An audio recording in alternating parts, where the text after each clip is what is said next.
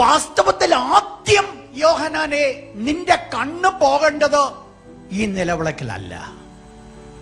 ആദ്യം നിന്റെ കണ്ണ് പോകേണ്ടത് സൂര്യനേക്കാൾ കവിഞ്ഞൊരു പ്രകാശമുള്ള ഒരുവൻ അവിടെ നിപ്പുണ്ട്.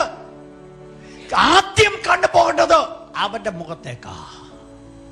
പക്ഷേ യോഹന്നാന്റെ ലൈഫിൽ ആദ്യം പോയത്, കണ്ടുപോയത് സൂര്യനെ പോലെ തേജസ്സോടെ ശോഭിക്കുന്ന ഒരുവന്റെ മുഖത്തേക്കല്ല.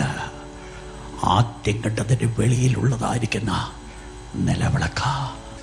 ഒരു കാര്യം ഞാൻ മനസ്സിലാക്കി, അകത്ത് ഒരു സൂര്യൻ പ്രകാശിക്കുന്നുണ്ട്. ഈ പുറത്ത് നിൽക്കുന്ന നിലവിളക്കിന് ഒരു പ്രത്യേകതയുണ്ട്. അതിന് സ്വയമായിട്ട് ഒരെണ്ണയില്ല, ഒരു വെളിച്ചവുമില്ല. പ്രകാശിക്കുന്നത് സൂര്യൻ പ്രകാശിക്കുന്ന പ്രകാശമാ. അതിൽ കൂടെ പ്രതിഫലം ഹോളി സ്പിരിറ്റ്.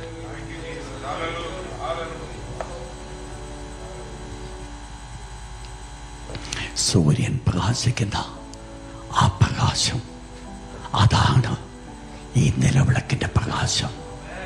നിലവിളക്കിൽ സ്വയമായിട്ട് ഒരു പ്രകാശമില്ല. പിന്നെയോ നിലവിളക്കെന്ന് പറയുന്നത് ദൈവത്തിന്റെ ദാസൻ പറയുന്നൊരു വേർഡ് പറഞ്ഞാൽ കർത്താവിന്റെ തേജസ്സിനെ കണ്ണാടി പോലെ പ്രതിബിംബിക്കുന്നവരായ നാം എല്ലാവരും ഹോളി സ്പിരിറ്റ്. ഇത് വല്ല ഓർത്ത് ദൈവത്തെ സ്തുതിക്കണം കേട്ടോ.